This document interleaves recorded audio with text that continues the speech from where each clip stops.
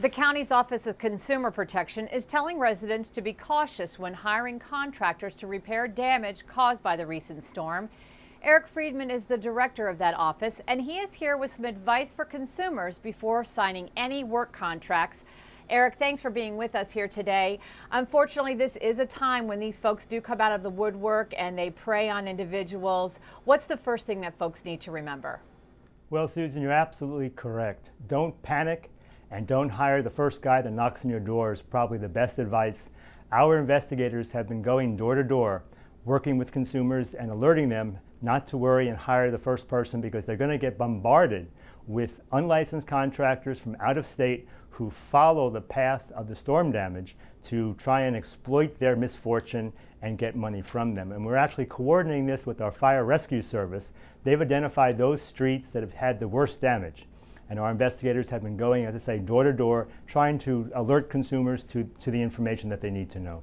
Now, there's also some information about taking money from folks. There is a law in place that says that folks should not give up too much of a deposit before they sign a work contract. Tell us about that.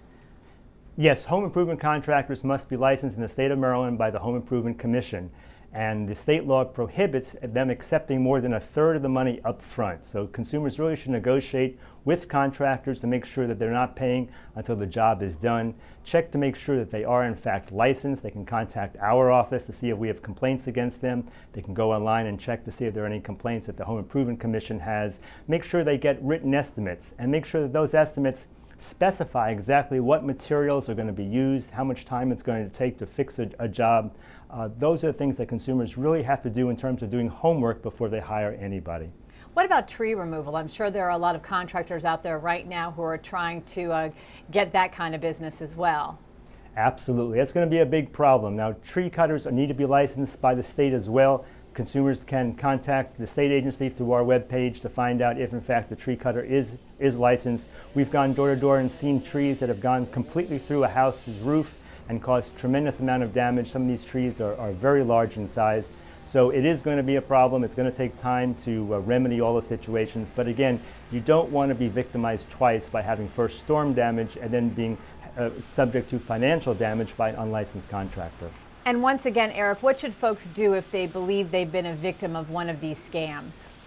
Well, Susan, we would encourage residents in Montgomery County to contact our office either by phone at 240-777-3636, or they can contact us 24/7 by contacting us at email, which is consumerprotection@montgomerycountymd.gov. And we will have investigators who hopefully can help all the consumers.